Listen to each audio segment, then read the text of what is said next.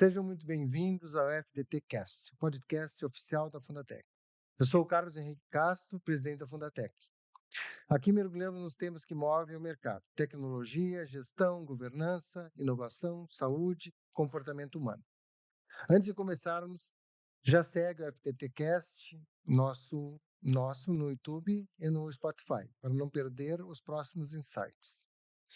No episódio de hoje, vamos direto ao ponto sobre um assunto super interessante, que é o terceiro setor, o papel do terceiro setor.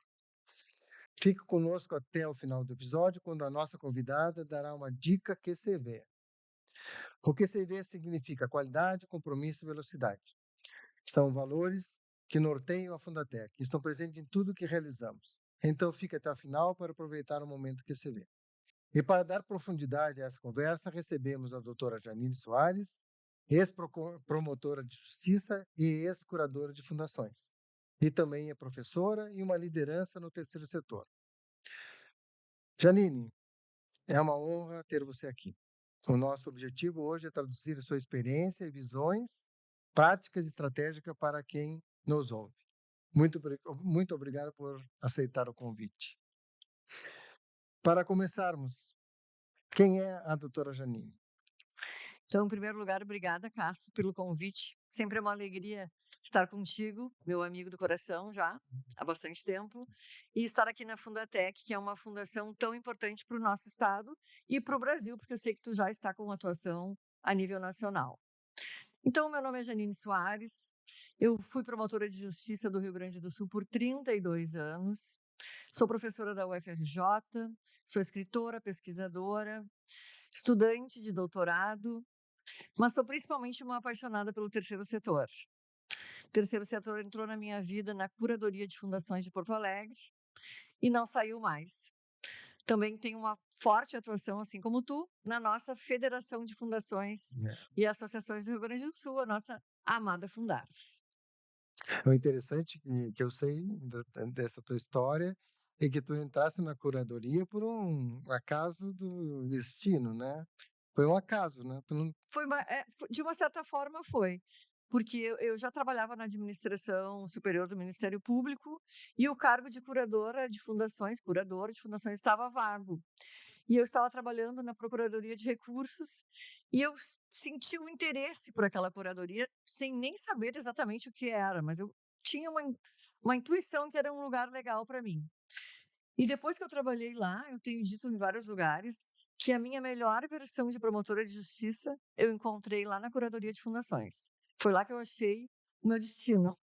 Tá certo. E aí o nosso destino se cruzou também, E lá que o nosso né? destino se Com o cruzou. doutor Keller, que foi entrevistado, e contigo. Exatamente. Contribuíram muito para uma mudança de visão do Ministério Público, não só de uma fiscalização do Ministério Público, mas uma veladoria, ou seja, o Ministério Público cuidando das fundações, ajudando as fundações a resolver os seus problemas e não só fiscalizando, né? Fiscalizando, óbvio, é inerente à promotoria, né? Sim. A fiscalização.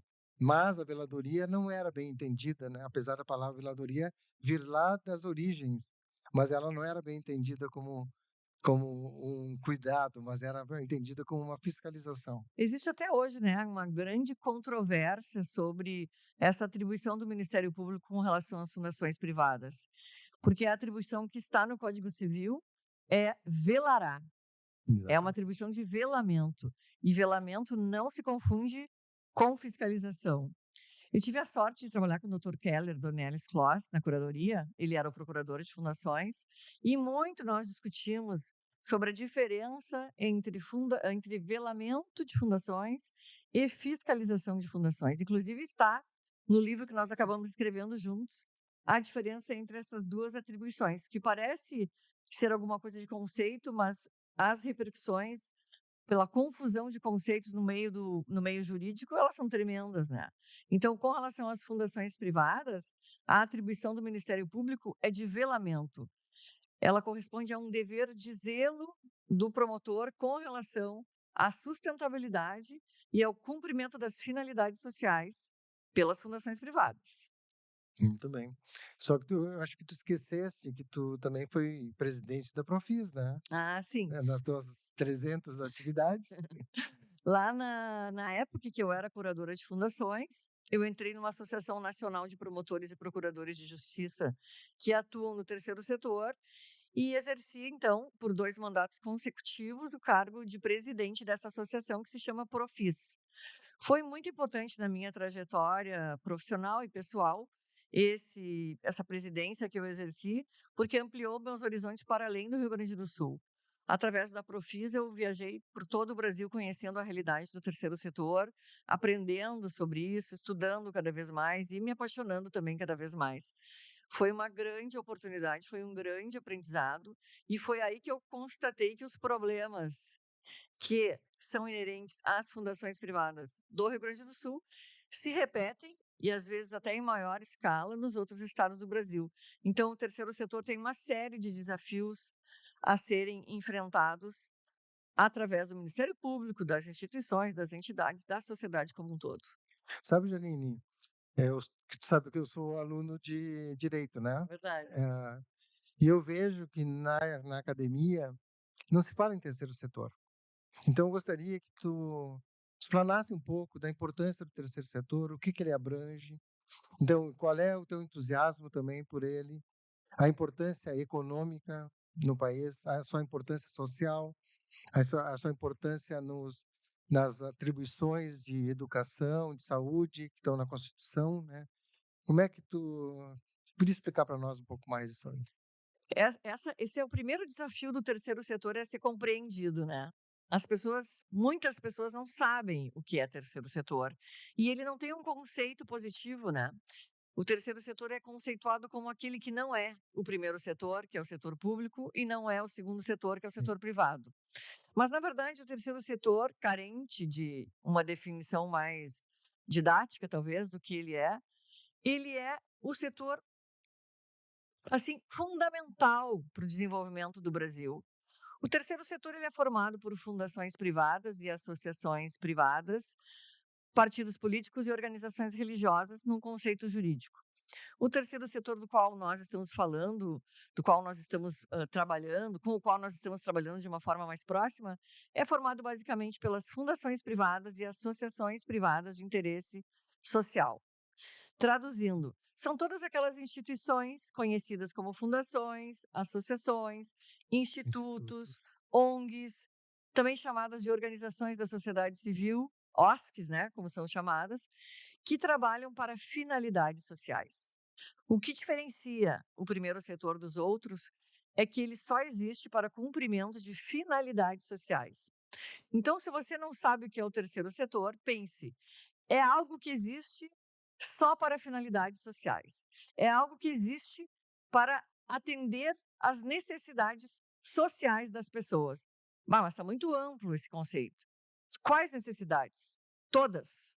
Saúde, educação, segurança, defesa da mulher, defesa da criança e do adolescente, defesa da pessoa idosa, defesa da pessoa com deficiência, cultura, pesquisa científica, assistência social. O terceiro setor Né? é tudo, tudo que a sociedade precisa.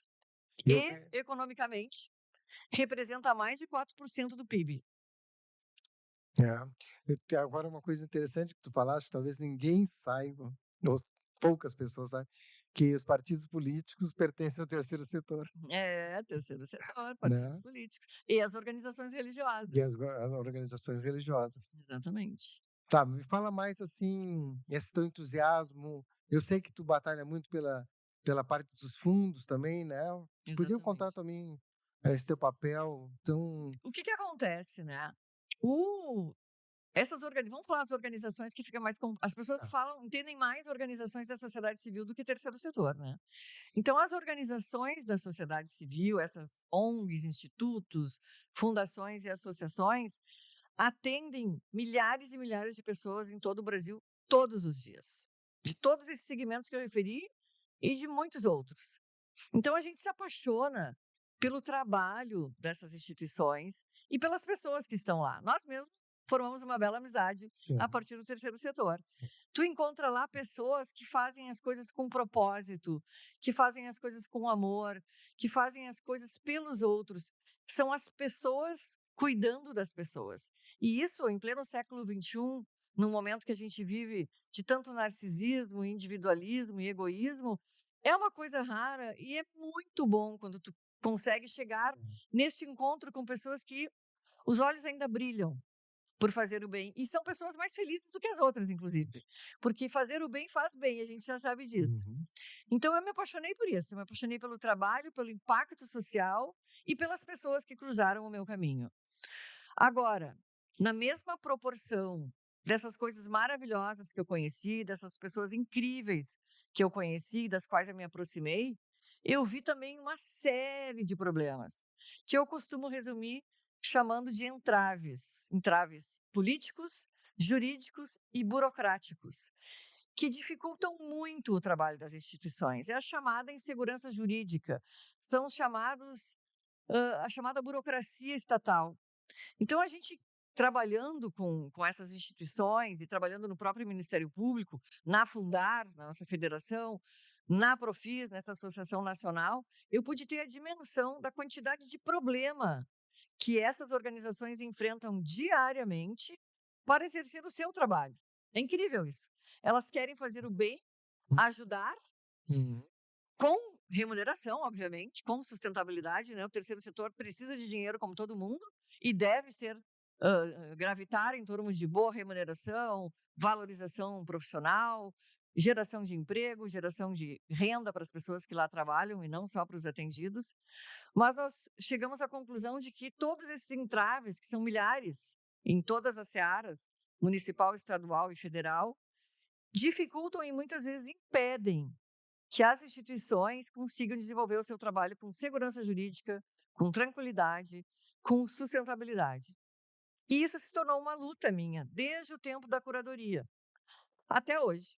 Eu já me aposentei do Ministério Público, mas essa luta continua em mim, eu continuo na Fundars.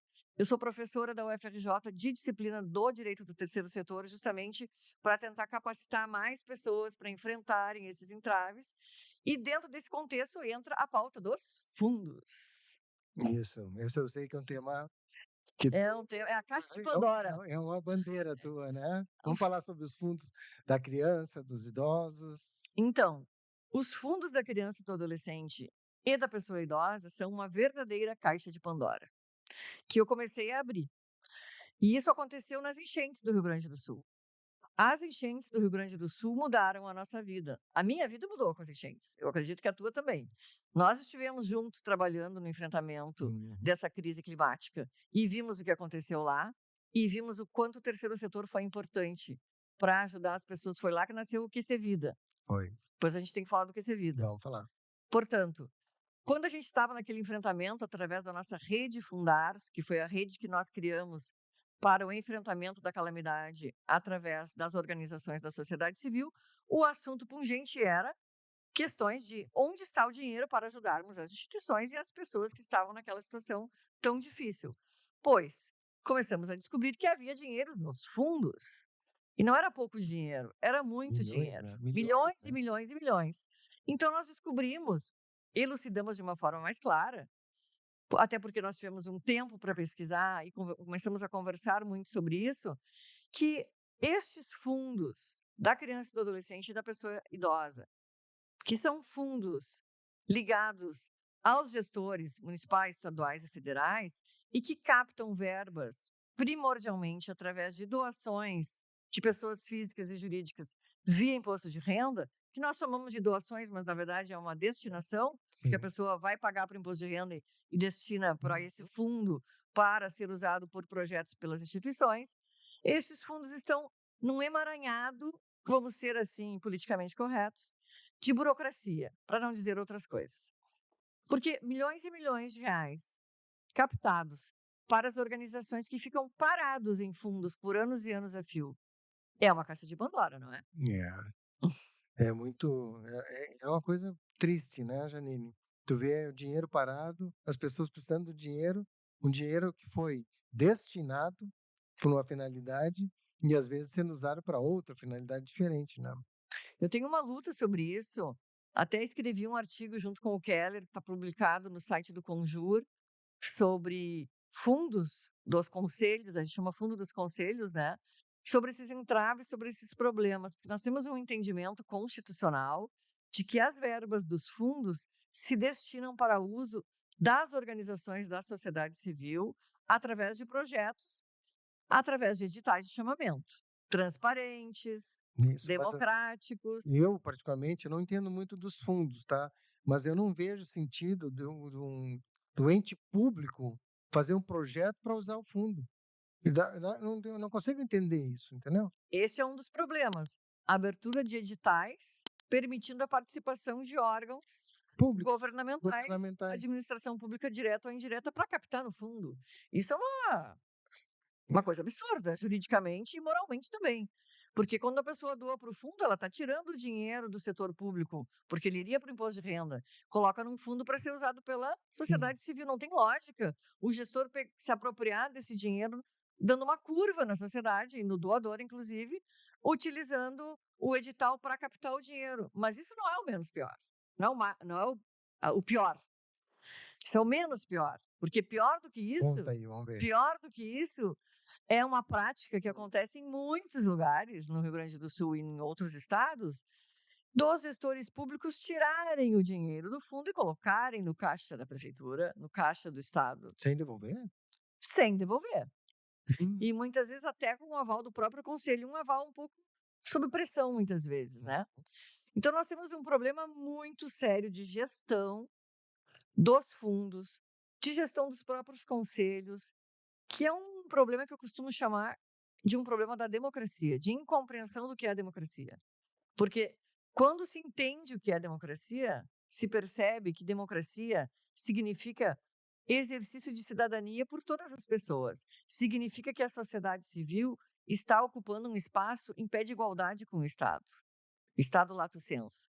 E quando a gente não respeita a democracia e a importância da sociedade civil organizada, o Estado se sente no direito de fazer o quê? Se apropriar do dinheiro dos fundos, abrir editais em seu favorecimento, trancar o dinheiro lá por anos e anos, por meses e meses, burocratizar a verba. Por que tanta burocracia?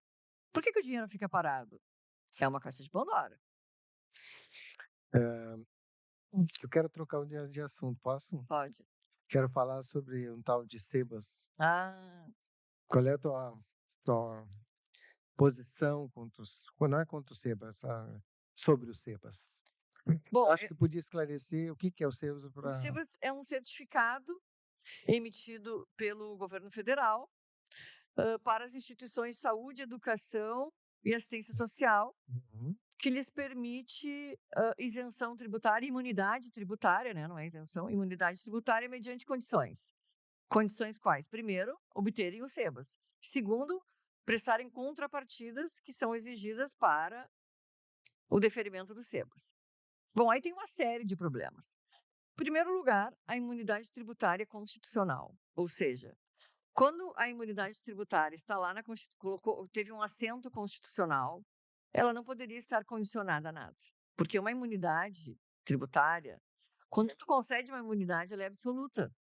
Não pode uma lei infraconstitucional exigir algo para dar uma imunidade que a Constituição já deu. Então, esse é o primeiro problema. É um problema jurídico extremamente complexo, objeto de ação direta de inconstitucionalidade que tramita no STF, mas que não está ainda, não obteve julgamento. Então, vamos partir desse parâmetro de que seria uma imunidade constitucional e não poderia estar submetida, condicionada a nada. Bom, vamos aceitar que ela esteja condicionada ao SEBAS. O que acontece com o SEBAS? Muitos problemas. O primeiro é a burocracia. O segundo é um problema sério de gestão. Eu sei que gestão é uma coisa que... Problema de gestão te incomoda muito, né? Nós organizamos um evento pela Fundars, faz umas 2 semanas, sobre o SEBAS, e vieram os funcionários do Ministério do Desenvolvimento da Ação Social, porque ele pode ser na ação social, na educação ou na saúde. Mas a assistência social sempre é a que tem mais problema, né? É a prima pobre.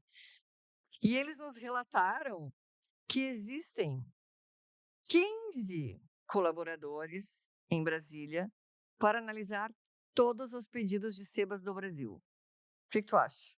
Eu posso te dar um relato da Fundatec. Fale sobre isso. A Fundatec está pedindo o certificado de sebas e já tem e obedece todos os requisitos, só que não consegue o certificado. Aí tu vai lá, pega o processo, a gente todos os meses faz uma consulta, e ele tá parado, andou um pouco, não sei o quê, mas não sai, faz anos, eu não me lembro quantos anos, 3 anos. Eu me lembro dessa tua conversa, eu acho que 3 anos no mínimo pedindo o 3 anos. certificado. É. Então a Fundatec adotou a seguinte postura: nós somos imunes pela Constituição. E o Exatamente. governo inepto, né, que não tem 15 funcionários para atender todo o Brasil, não atende, não responde, então nós adotamos uma postura, nós somos imunes tributários Fizeram muito bem. e estamos trabalhando assim. Não existe justificativa para um órgão tão importante, do qual dependem tantas instituições, porque enquanto as instituições não têm esse certificado, muitas delas, até por medo, insegurança ou falta de assessoria jurídica que É. tenha conhecimento sobre isso, ou não tem, nem consegue ter assessoria jurídica porque não Sim. tem sustentabilidade, estão recolhendo os tributos. Nós temos sorte, nós temos um excelente advogado, conhecido de nós dois, que está nos assessorando. Senão nós estamos pagando. Estariam pagando. E aí o que acontece? Aquele dinheiro, aquela verba que seria aplicada na finalidade social, ela vai ser usada para pagar tributo. É. Então, é uma distorção.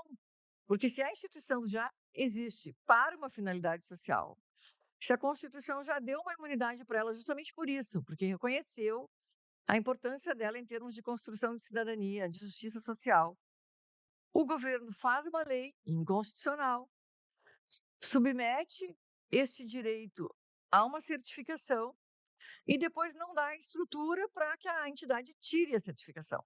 E aí a entidade fica o quê? Refém dessa situação. E ainda por cima, para receber o SEBAS, a certificação, a instituição precisa dar as contrapartidas. Ou seja, Sim. precisa devolver alguma coisa à União em troca do certificado. E aí nós sabemos que o nosso amigo doutor André Carvalho é o expert em dizer que isso se chama tributação disfarçada. Ou seja, tu deveria ser imune e está sendo tributado. Está sendo tributado, porque se eu te dou uma certificação, te dou essa imunidade, mediante tu fazer X coisas para mim, eu estou te dando uma imunidade disfarçada, uma tributação disfarçada. Só que isso é um tema complexo jurídico, né? O problema maior, assim, eu gostaria de dizer para quem talvez não entenda a parte mais jurídica, porque realmente é complexa. Eu posso dizer sem sombra de dúvidas, e tu com certeza vai confirmar isso, porque tu vive isso, que essas organizações da sociedade civil que fazem todo esse trabalho maravilhoso, elas vivem num emaranhado de leis, de normas, de insegurança jurídica, que todos os dias prejudicam que elas atendam mais pessoas, que elas tragam mais impacto social, que elas tragam mais garantias sociais à sociedade. E essa é a minha luta, então. A minha luta é tentar melhorar essa legislação, tentar melhorar a interpretação sobre a legislação, porque não basta a legislação ser confusa. Além disso, ela é mal interpretada pelo desconhecimento jurídico dos operadores, e aí de todos os segmentos, no sentido da aplicação daquela lei. Aplicam a lei como se nós estivéssemos vivendo ainda numa ditadura, quando o Estado submetia as pessoas e as instituições às suas determinações. Não compreenderam ainda que na democracia o Estado e as instituições são parceiras, não são inimigos e não há um grau de hierarquia. Eu poderia dizer que o Estado depende mais das organizações. Fechem todas as organizações para ver o que vai acontecer. É o caos, é o caos. Vai parar a saúde, né? Vai parar toda a parte de assistência social, praticamente toda, né? E seria o caos. Educação. Eu não tenho os dados, talvez tu tenha. O percentual que o terceiro setor cuida da saúde, educação, tem algum dado estatístico? Esse é outro problema, nós não temos indicadores. Parece que esses indicadores não existem justamente para a gente não saber o tamanho que o terceiro setor tem. Porque o terceiro setor é tão grande, mas ele ainda sofre de um probleminha de autoestima. Se ele soubesse, é como um adolescente. Se ele soubesse que ele está no auge da energia e da força e da beleza, o terceiro setor se unisse, se o terceiro setor se reconhecesse como um grupo forte e poderoso, duvido que algum prefeito, algum vereador, algum procurador de município teria a coragem de passar por cima dos direitos das instituições como uma patrola, como se faz todos os dias em todos os lugares do Brasil, infelizmente. Bom, nós estamos ambos, né, somos ah, parceiros ou membros da federação, né? Trabalhamos para isso, para mais Vamos fazer um da Fundars. merchandising da Fundars. Nós vamos fazer merchandising da Fundars. A Fundars é a nossa Federação de Fundações e Associações do Rio Grande do Sul, através da qual a gente trabalha pelo fortalecimento das organizações da sociedade civil no Rio Grande do Sul e nos conectamos com as outras federações do resto do Brasil, né? E lá fazemos um trabalho institucional para fortalecer, para empoderar e para levar esse terceiro setor adiante. E as enchentes do Rio Grande do Sul foi um momento muito latente, muito importante para nós, de muita conexão, de muito propósito, de muita luta, mas também foi bonito, né? Foi. Tu acha que a sociedade deu mais valor para o terceiro setor depois da enchente? Ou tu acha que ficou a mesma coisa? Eu acho que a sociedade que foi atendida pelo terceiro setor Mas diretamente atendida, sim, né? Mas a enxergou percepção, melhor o terceiro setor. é, Infelizmente, a imprensa e os gestores não mostraram tudo que o terceiro setor fez. Nós sabemos o que o terceiro setor fez. Nós sabemos o que as instituições fizeram, o que as pessoas, o que a sociedade fez pelos outros. Mas não apareceu na imprensa da forma que deveria, né? eu acho que não. A gente está nas fileiras, né? Tá Terminando, terminando. Passa rápido. passa Fala do que rápido. ser vida, então. Aí isso eu queria Eu que vou te perguntar, então. Não, tu não pode fazer pergunta para mim. O que que é Quer Ser Vida? Cadê o nosso Quer Ser Vida? Eu tô de olho nesse Quer Ser Vida. Tá, para quem não sabe, o que Vida, na verdade, foi montado, pensado na Fundatec para ajudar as pessoas quando tem uma enchente, né? Então a Fundatec propôs, fez uma proposta, colocou R$ 20.000 na arrancada do Que Vida, mas para cada real que a gente arrecadava, a gente sempre se propôs a colocar R$ 1. E com isso a gente arrecadou. Eu fui garota propaganda do Quer Ser Foi, Vida. tu conseguiu uma verba, inclusive, importante lá numa fundação. E o Que Vida existe até hoje. Ele não morreu com o fim da enchente, ele continua ajudando organizações. E uma que é de interesse nosso, que é a Renascer da Esperança, que Uhum. faz um trabalho fantástico, educação de crianças, não sei quantas crianças, acho que são Adolescentes são também, famílias. isso, famílias. Tu chegasse a conhecer na Sim, Renascer? sim. A Renascer ganhou um prêmio agora, né? Sim, a Roseli. A Roseli. que é- Parabéns, Roseli. Parabéns, Roseli. E o Que Vida ajudou a Roseli. Compramos computadores, muitos computadores para a Roseli.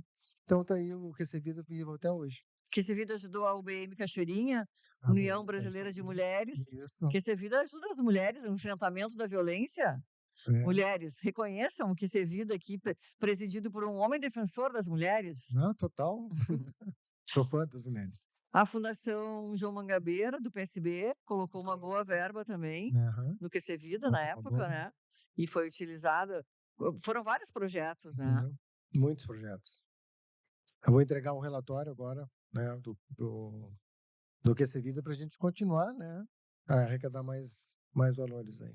Precisamos. Doem para o Quer Ser Vida.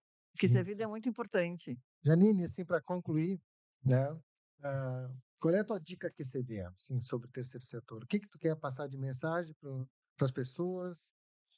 O que é esse terceiro setor que tu enxerga? Uma dica? O meu sonho com o terceiro setor, e eu vou dar essa dica para as pessoas que trabalham no terceiro setor agora. Eu não vou falar para a sociedade, vou falar para os Tá. presidentes e para os colaboradores do terceiro setor. Eu quero que eles acreditem na força deles. Eu quero que eles se reconheçam como um setor importantíssimo que está em pé de igualdade com os outros setores, porque nós somos uma democracia, e que essas pessoas lutem pelos seus direitos, que não se submetam a nenhuma irregularidade, arbitrariedade, seja de gestor público ou seja do setor privado. Quando o terceiro setor, quando essas pessoas que gerem o terceiro setor, que trabalham no terceiro setor, realmente tomarem para si essa força e reconhecerem o tamanho que tem, eu acho que as coisas vão melhorar. Porque tudo começa pela autoestima, né? É verdade. Como na vida da gente. Se a gente não Sim. acredita em nós, ninguém vai acreditar. Então, terceiro setor, vamos fazer esse levante, esse reconhecimento da Sim. sua força, do seu poder, Muito bem. e vamos deixar de submeter a arbitrariedades dos gestores, principalmente. Vamos enfrentar com coragem, vamos denunciar, vamos falar, vamos lutar pelo fortalecimento e para que todos esses entraves jurídicos, políticos e burocráticos sejam superados. Esse é o meu Parabéns. recado. Parabéns. Tu é Obrigada, Castro. o ícone do terceiro setor. E parabéns à Fundatec Ah, e ao PCV. não, parabéns a ti. Nós te recebemos com bom grado e com satisfação, com orgulho. E a Fundatec é tua. Quando precisar da Fundatec, está à disposição. Eu queria dar um recadinho para os nossos telespectadores. Fale. Vamos. Vamos divulgar o meu Instagram. Bora, divulga. Eu quero divulgar, então, quem quiser conhecer esse meu trabalho de defesa do Vamos lá. terceiro setor, eu costumo falar muito sobre todas essas questões no meu Instagram, @Janine Borges Soares. Que repete? @Janine Borges Soares. Tá bom. Segue lá. Sigam. Obrigado a todos. Obrigado, Janine. Aos nossos telespectadores, lembro que esse episódio estará disponível no YouTube e no Spotify da Fundatec. Vocês podem acompanhar tudo o que acontece na Fundatec nas áreas de ensino, concursos e consultoria em nossas redes sociais. Obrigado e te aguardamos no nosso próximo episódio. Até breve.